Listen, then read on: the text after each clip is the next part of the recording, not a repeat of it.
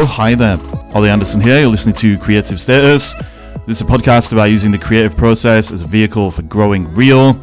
Growing real means that you're moving towards wholeness within yourself. That just means that you're not hiding the truth about who you are because of social conditioning and self-hypnosis, but that you're allowing all of yourself to be expressed in a real way so that you can release all of the emotional stuff that you may have been holding on to that's holding you back, so you can integrate the parts of yourself that need to be expressed so you can be the fullest version of who you are. And ultimately, that boils down to moving towards the truth. Truth is a controversial word. I personally think it's absolute and that what's true is always true. I understand the irony as well of me saying I personally think, but that's just the trick of language and it's how things work. Today's interview is with an author called Nick Girard. Nick has written a very controversial book about religion and God and the devil and all these kind of things. It's called In the Beginning. Ultimately, what he's interested in is helping people to find peace in themselves, let's say, and help us figure out how we can move towards world peace collectively. That's a very interesting topic in my opinion. I think world peace is something that everybody says they want, but I think when we start breaking it down, it gets a bit more difficult than that. So ultimately, that's what we talk about in this conversation. What world peace is, if it's even possible, what needs to happen on an individual and collective level so we can move towards it. I really enjoyed this one. Nick has such a great energy about him. Check out his book, check out his Instagram. There's some good stuff on there. His social media stuff is a sight to behold. And ultimately, I think that's all I need to say. I hope you enjoy this conversation. And Nick, thank you for your time. Here we go. Boom. Oh, hi there, Nick. Thank you for joining me on today's episode of Creative Status. We're going to be talking about one of the biggest topics in the world, which is world peace, and how we can potentially create that in our own lives, I guess, and collectively. Before we get onto it, do you feel like introducing yourself, telling people what you're all about, why you're the person to talk to about world peace also, and also what you want to get out of the conversation. So that's what's... That's all right. Yeah, What's up, Ollie? Good to talk to you, man. Yeah, it's been a little while, and thanks for having me on your show here. And I'll give a quick little intro to myself. So I'm an author living here in Wilmington, Delaware in the United States. You've probably never talked to anyone from Delaware. No one's from Delaware. It's like a really small, weird state here in the U.S. But yeah, my wife and I have lived here for just a few years. But after bouncing across the United States for a while, from New York City to San Diego to Miami, and now here in Delaware. So kind of an odd new geographic location for us. But we move around a lot, and that's kind of maybe because we're immature, but hopefully that's changing. But also, I really have two jobs. My job of passion is writing. This book I wrote In the Beginning is my passion project, and my job for necessity is in the financial world. And I basically do trade support for institutions within the financial world, which is something I actually cannot stand. And I'm actually at work right now.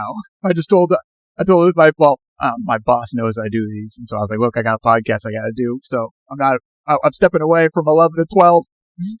But it's yeah, I like to mix it in with some, I can't let my passion go to the side for my other job. But yeah, juggling these two items is a bit difficult. But yeah, that's really what I a little bit about myself. And then when you asked about world peace, and so I really like that. So that's really why I wrote this book, is because I am like yourself and like most people on planet Earth, is that we want peace, and you get it's horrific what you see in the news every day, and you want humanity to unite. And so that's what kind of drove me to writing, and we can get more into that as we chat. And then I know you had your other question of what do you want to get out of this conversation, and so look, really what I want to get out of talking to you and with your listeners on the line as well is that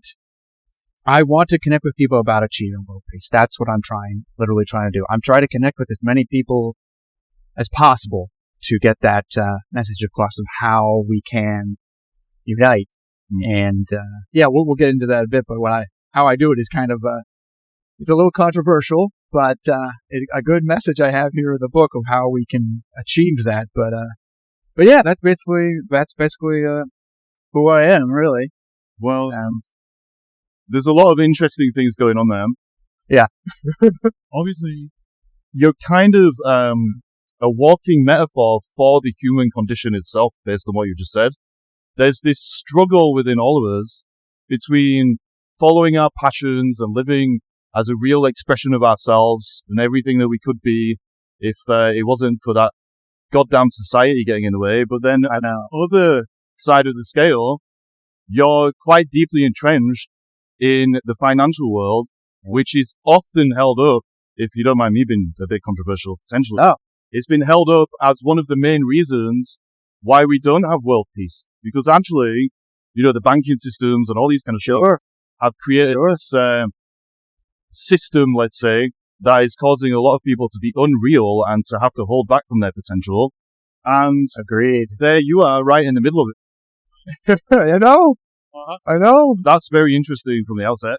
Is there anything we can learn based on your experience about that kind of conflict between the passion and the realness, so to speak, sure, that need to fit into society? And no, I'm totally on board with how you think about the financial sector. Like, that's something I can't stand, and it's a big problem within the world. So I only got into the financial world because I was in student loan debt. And I got graduated college and I think that's a great point for us to chat about, is that, my parents didn't, I'm not from much. No, I hope you don't mind me saying that. And my parents couldn't afford for me to go to school. And so we took out, these giant student loans. And then, I didn't really know what to do in college. I was 18 years old, and so trying to figure out what to do for your life, you don't really know what to do. And so after you graduate, you've got a bill to pay. And so I didn't want a job. I needed a job, Yeah. I graduated with a degree in economics. I have no passion for economics. I just did it. I didn't know what to major in. So that's what I made.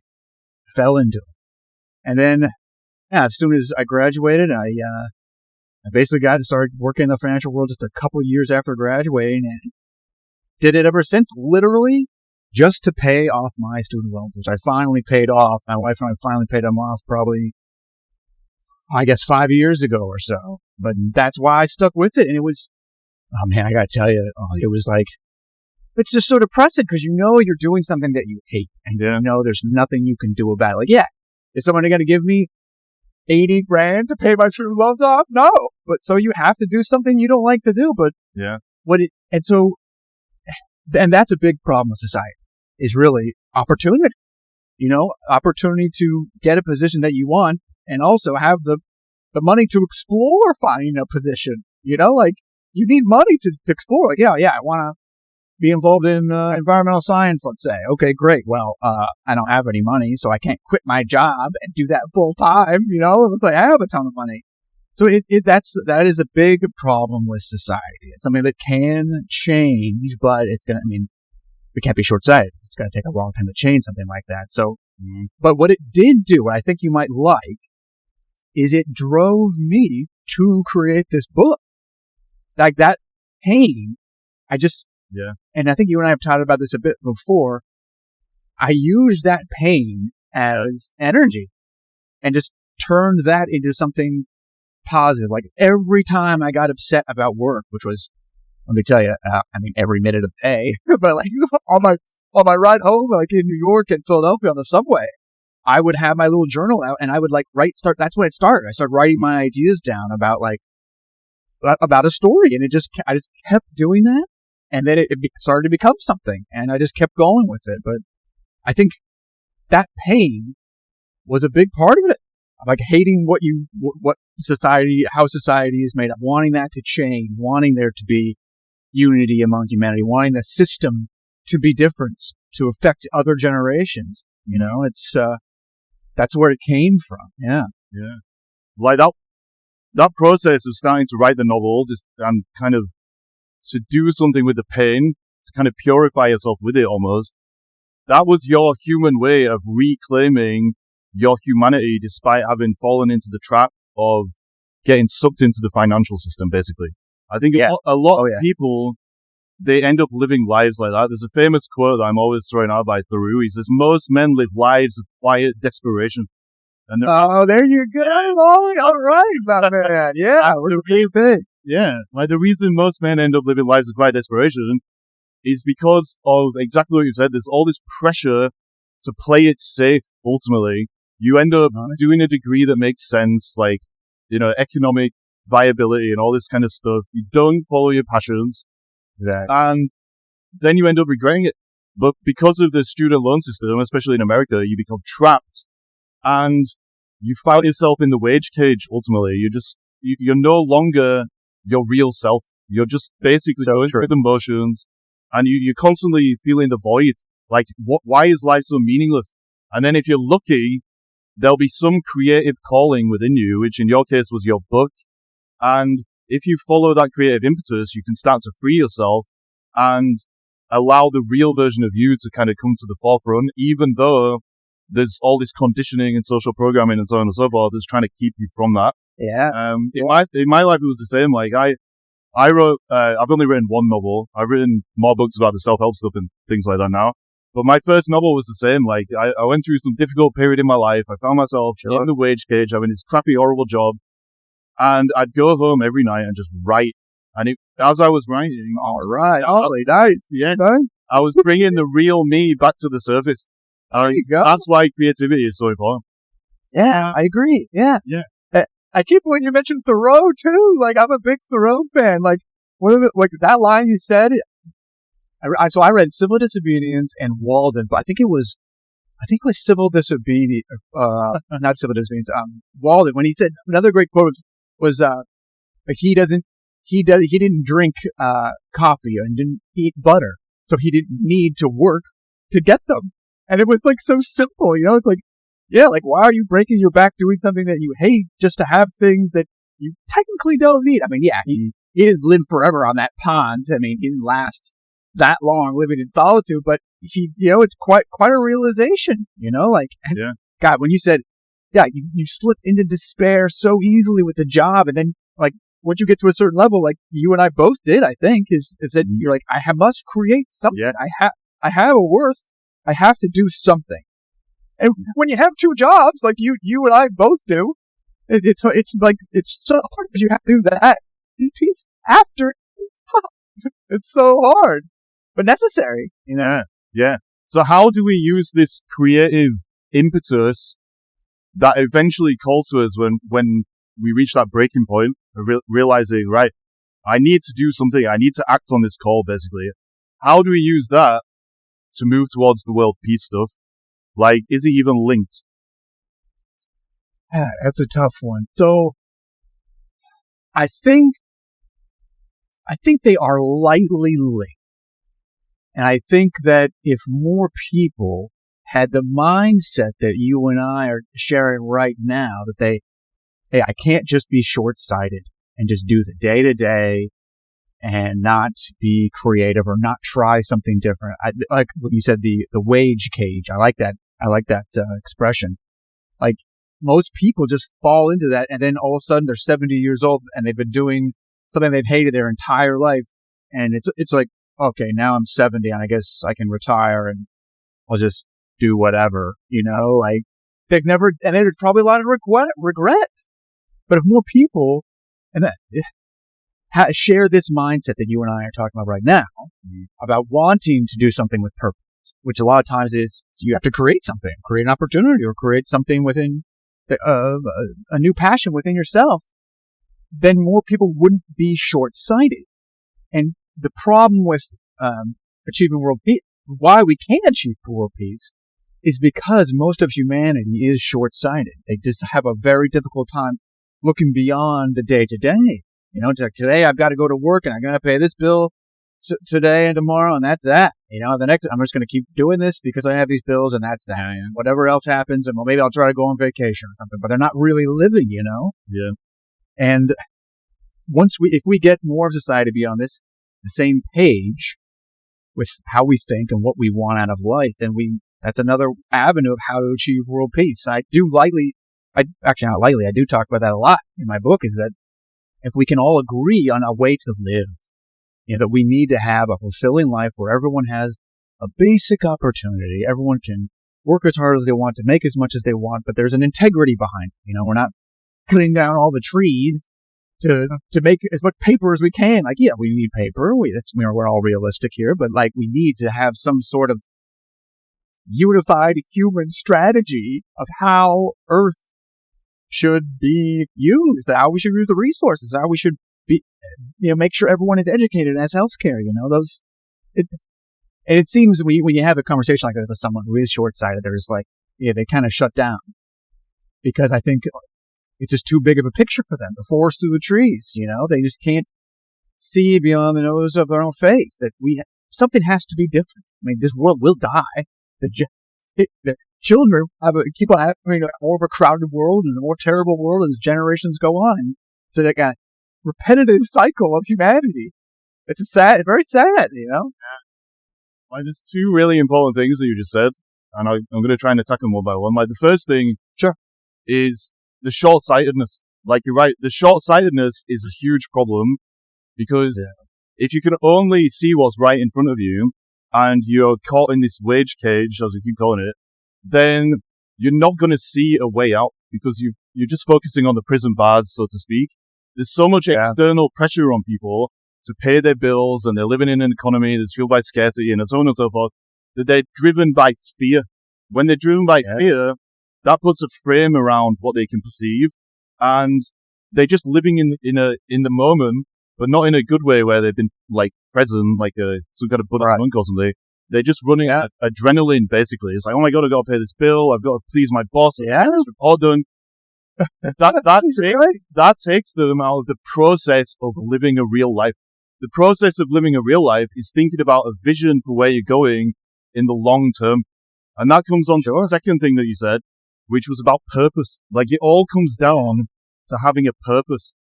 And actually, I would say, the link between what we were saying about the creative impulse freeing us and this world peace stuff is the purpose thing. Like, in many, many cases, in fact, for 90% of people, I'd say, that do not have peace in their own lives, it's because they become detached from purpose. If you have a purpose or a vision, you can see a way out of the cage. So that gives you a bit more, peace. You can make decisions easier. You're using your time properly, blah, blah, blah, blah, blah. It ultimately all comes down to having that purpose. And if we all do have a real purpose as individuals, then we're going to grow more real day to day, which means we're moving towards wholeness. Then we can start being more connected to other people and supporting them on their journeys towards their own purpose and etc.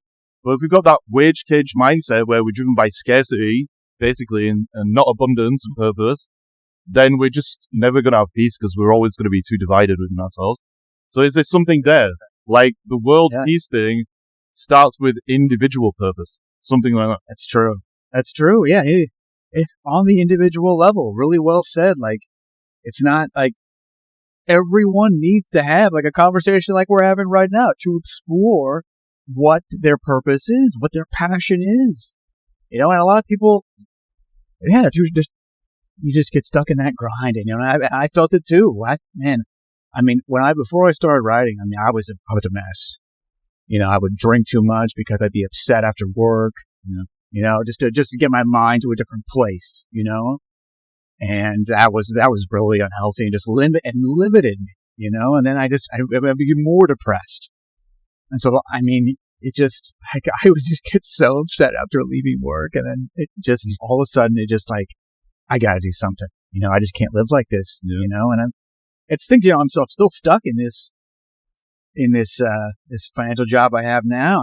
I'm not exactly as stuck as I used to be, but I'm trying to explore other options. But it's hard to explore other options. You almost become like a lemming, because you're like, well, then I got to get another job, which really just means I'm going to make a lot less money. And then I'm going to, like, how am I going to get involved in that? It's like you create, like, situations in your mind to like, not explore something else, because of all the change it's going to make, I'll sell my house and I'll have to move to a different area, and it'll make it more difficult. But what we should think of is that difficulty. That's life. That's real life. That's the adventure, like, that's what we're doing right now.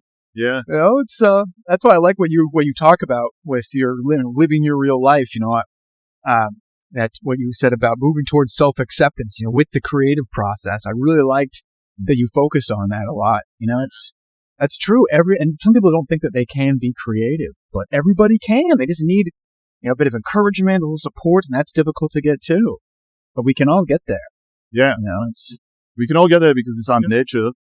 And I think it all boils down to the choices that we're making, right? Like, if we keep making choices that are unreal, i.e. they're motivated by a lack of self-acceptance, basically, that's when we end up having a life that doesn't feel real, it doesn't feel authentic. We end up in the wage cage. Yeah. And it's basically because we just allowed ourselves to be told what to do by society. Oh, you've got to play it safe, and you've got to do this, you've got to do that. That actually isn't the case. Like, in reality, we can do whatever we want within reason. And if we start making choices that are just a little bit more real, that's when we can start reclaiming our happiness, ultimately, and inner peace, like, to a great degree. Like, the misery and desperation that you're kind of describing, going home after work and having a drink and trying to take the pain away, people only feel that existential void for one reason. And the reason is that they've become disconnected from the truth about who they are. That's it. Yeah. Like, it's a process of mourning for themselves. And when we're mourning for ourselves like that, our real selves, because we're living in an inauthentic way, that's when we end up distracting ourselves with, like, all kinds of things that take the pain away in the short term. Video games, shopping, porn, alcohol, whatever it is, there's a million different things. Or we become addicted to those things, and that makes it even worse. The only way back home is to do what you've done, which is to start reclaiming these little pockets of authentic expression. And that can be through creating a book or creating a project or whatever it is. Like, I've seen your social media stuff. Even though you're working in the financial sector, your social media stuff, for anyone that hasn't seen it, is a very free, spontaneous expression of, like, your free inner child, let's say. Like, that is, that's the real version of you. So even though it's true, exactly where you want to be, you're reclaiming it more and more and more. I think the more people do that, it snowballs, and that's when we get this kind of pace. So basically what we said so far then about world peace is that the starting point, it seems, is individuals finding purpose in their lives.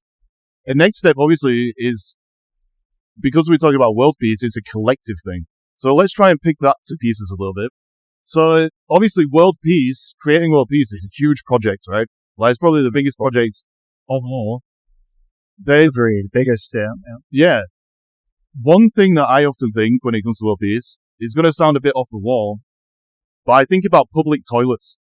Now, have you ever been to a public toilet and it's just like Port Authority in New York City, it's like the worst. Oh, you're like, oh my God, what is this? Yeah, like this place. The standard of some of these public toilets is an outrage. Like, I've been to Starbucks a few times. Like, I've walked in, seen the situation, done a 180, and just, like, walked out. Yep. Yeah. I'm doing exactly the same thing at Starbucks, dude. No way. I don't know what it is. Yep. Anyway. I know. So the question is, right, like, if human beings cannot even collectively work together with something as basic as a public toilet, how are we going to, like, what do we need to do to be able to move towards something so lofty as world peace? Because it's the same basic principle, right? We all need to work together to maintain the vision and so on and so forth. And there's something missing, basically, as far as I understand it, based on my experience. You're absolutely right. Yeah. No, the way you say that is very simple. It's like, I can't all just be on the same page to have, if we can all just agree on this, then we'll have, like, we'll start binding all of us together. And I mean, that's a very basic thing that you said, but it's so smart. You're right. Like, how can we all get on the same page? And that, I mean, quite honestly, is extremely difficult. We need all of humanity to accept a vision of living together in peace, and really, and I want to be very careful. That's why I say a lot of what I say in my book is pretty controversial, and I'm not trying to offend any of you or your listeners. But a big part of achieving world peace. I mean, let me rephrase. Don't be shy. Never. Say what? Well, no, thanks for saying that. So, we will never have world peace if we don't have human equality. Everyone, and that's a big part of my book, is everyone has to be on the same page with human equality. Obviously there's racial inequality, there's gender inequality, and the list goes on about how many different things within humanity isn't equal. A lot of humans think that they're better than others because of the religion that they believe in, and a lot of it comes down to religion.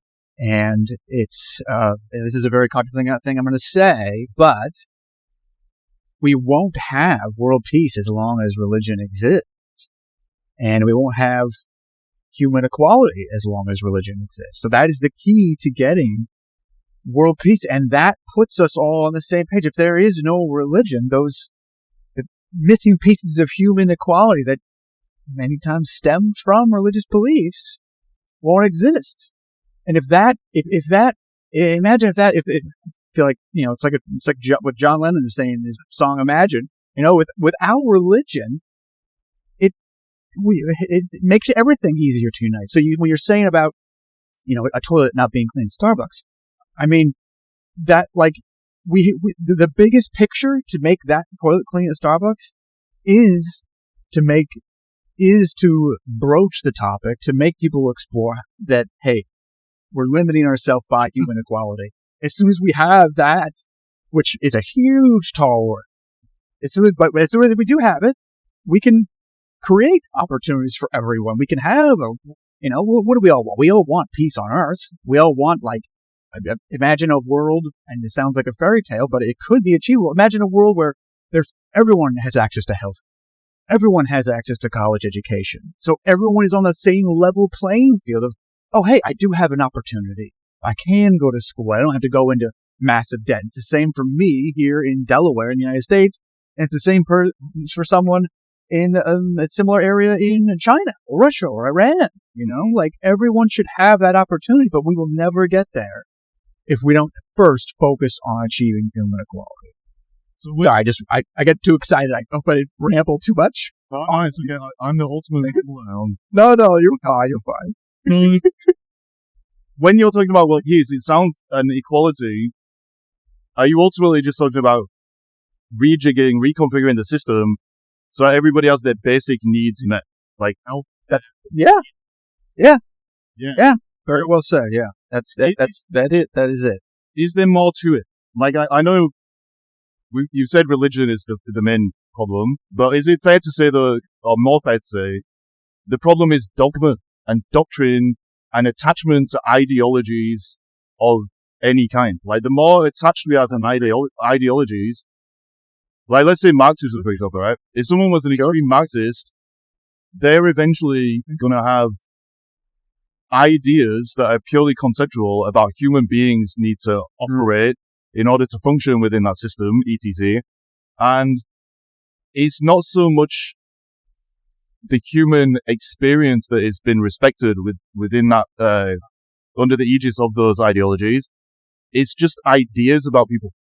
I'm making it complicated. But basically what I'm saying is, it's the ideas that we have about people and human nature that screw things up and stop us from having world peace. And I think even if we have all of our basic needs met, and the system is giving people free healthcare, and, everyone's got a shared vision about how the toilet should look in Starbucks and all this kind of stuff, there's going to be some extra work that needs doing at the level of how human beings as individuals relate to ideas.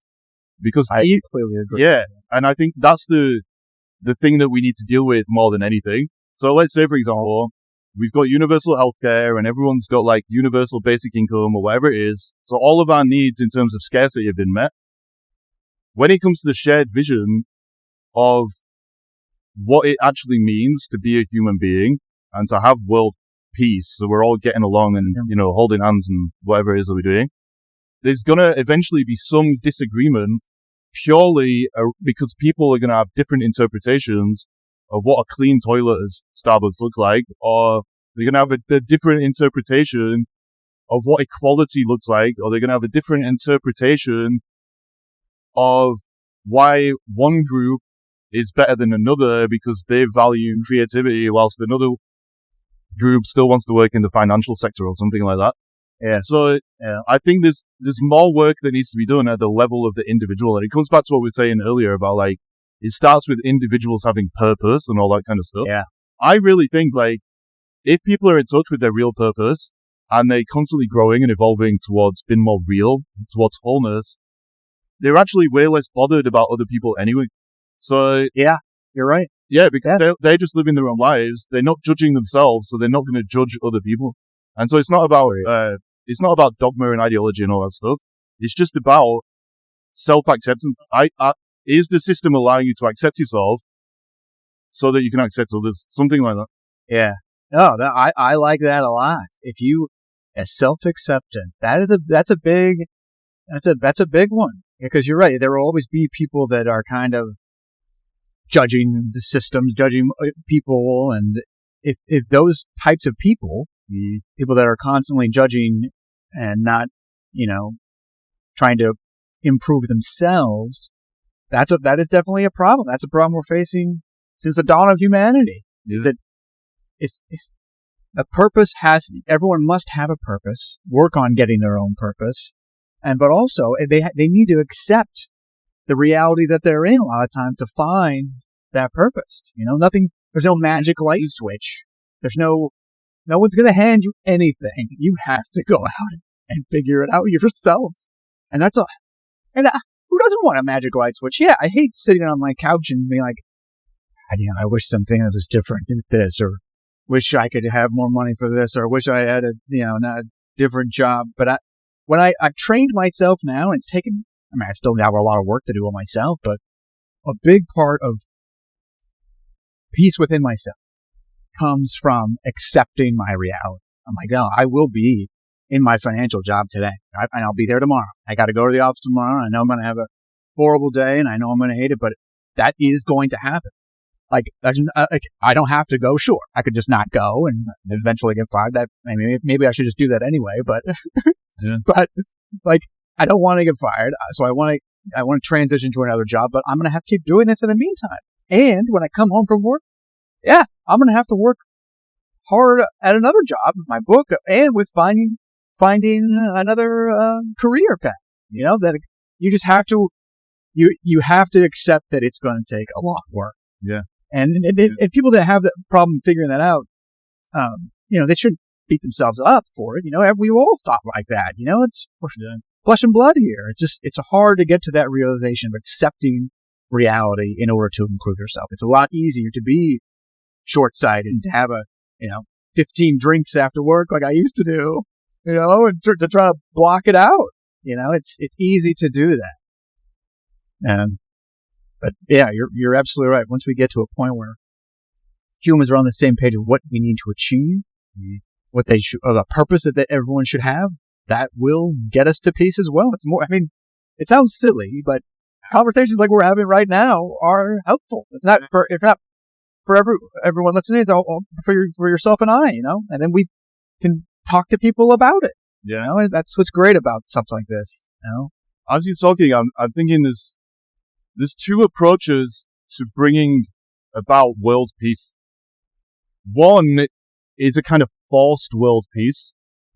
And what I mean by that is we're kind of forcing people into this box of all being equal and we're all the same and everything is just at this baseline level where our kind of individuality and the strengths that we have, the weaknesses that we have, kind of get effaced a little bit because we're just forcing everyone into this box of being equal.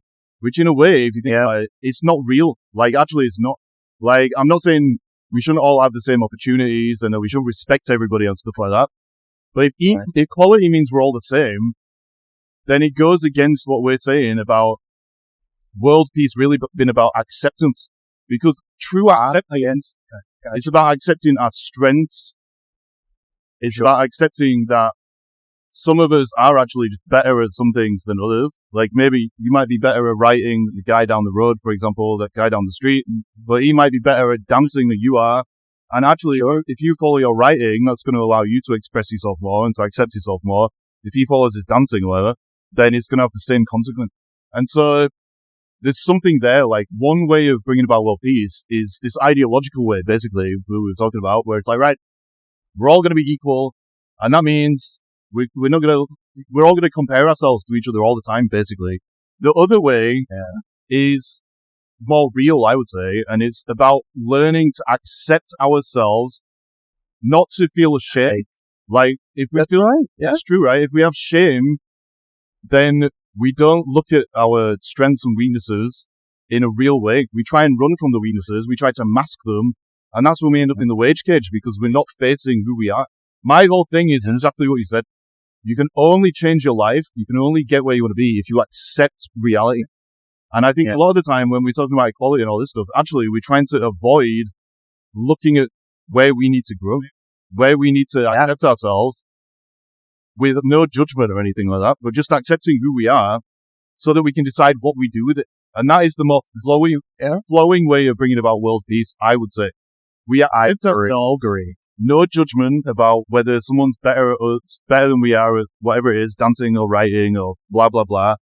But we have no matter what we find in ourselves, basically, we still love who we are, ultimately. And then we can say, right, okay, I'm good at writing, but I suck at doing financial reports or whatever. Sure. It doesn't matter. Like, it doesn't matter. I'm going to focus on the things I am good at. And if you can tap into that, that's when you're going to find this sense of purpose for yourself as an individual. And then you won't care about equality, actually, in the sense of thinking, oh, this guy's got more than me, or this, I've got more than this guy. And you're constantly comparing yourself and living in this unreal world of duality and judgment, which is the opposite of acceptance. And so the only way forward to world peace, I would say, is learning to accept ourselves and forgetting about other people almost completely. That's really well said, Ollie. Yeah. We accept that everyone is an individual and has talents. And if someone has done something better, then you should be happy for them. You should encourage them. You shouldn't well, they're good at that, and well, I can do it too. It's like this weird human thing that's been beaten into us that is caveman. Yeah, exactly. Yeah, you focus a lot on ego too. I like that a lot because ego, it's like, who needs an ego? Who needs to be arrogant? Like, it's meaningless. Like, accept what you can do. Yeah. If someone else can do something better, try to learn from them. Try to and encourage them to teach others about it. It's this ridiculous form of competitive nature that's like ingrained in humanity that really needs to leave. And I think a lot of people, for our main topic of world peace, empathy. Like, you need to try to understand someone. That's what it means to be empathetic. Like, if I want to understand, like the hard times that you had, that you mentioned, when you were in a job that was terrible and you're in a struggle, like, I need to spend time to think about that. All right, what's life like in Ollie's shoes, and if somebody else that I see, if someone else on the street that's maybe doing something that's judgmental or something confrontational, like, all right, well, I need to understand what's going on with that person. I want to try and understand. And if more people think in a more empathetic way, not just sympathizing, empathizing with someone, like understanding how they feel, that if you understand how someone feels, you'll want them to be happy. Yeah. You'll want happiness for everyone. So I like, the ego, the arrogance, is such a problem in society. Well, you know how it is. We see it every day. I mean, it's just like, especially with a lot of world leaders out there, it's the arrogance and the egos, and it's just hurting everything. And a lot of it stems from men. Men are the big problem. They're these ridiculous egos, and it's it's frightening, when you see people in positions of power, especially here in the United States, where they have these giant egos and arrogance. You're like, this is not good for anyone. And I feel, I think people that probably don't have much, people that haven't accepted reality, the reality of themselves. Yeah. Those people are very easily influenced by people that have these bombastic, large egos, and will just follow blindly and not think about what they're doing. It's. But most of the people that are setting the agenda for world peace, they're those kind of people. Like, they're filtering it through the ego. And it sounds, I know. It sounds nice, doesn't it? Like, oh, let's just all be equal and like we'll all take hands and skip through the forest and everything's going to be amazing for all time. But actually, it's deceptive because that way of doing things is, as we basically learned in this conversation, I think, is causing people not to accept themselves. And that is the barrier to world peace, actually. Like, if you truly accept yourself, then you're not judging yourself, because acceptance is the opposite of judgment. If you're not judging yourself, you're not projecting your judgment onto others and kind of judging everyone else and nitpicking and stopping them from growing and moving forward and accepting themselves. And so I think we just need to be really careful. Like, we can often think that we are moving in that direction of world peace, but if it has been filtered through the ego, then it's actually a resistance of our own self-acceptance. It's causing us to judge other people that aren't meeting our criterion of, what's going to lead to world peace. And so it's just going to exacerbate the problem, basically, and cause all kinds of issues down the line. Yeah. And so ultimately, like, in my view, like, just my opinion, I think forget about world peace in the sense of telling other people what to do and just look at ourselves. Like, it's this classic, the old Gandhi thing. You're right. See the change you could be in the world, blah, blah, blah. Basically, anytime we focus on other people, it's actually just judgment of ourselves projected outwards because we don't accept who we are. And that is the only way forward, in my view, to forget about everyone else, not in a selfish way, but in a way where we can say, right, what do I need to work on to accept myself more so I can give something real to other people? Yeah, the answer is within. It's within all of us. Yeah. Remember, if everybody has your mindset, we will have peace. Basically, you're right on. I'm saying. Like, if everybody was like me, we'd have world peace. Everyone would be like Holland right now.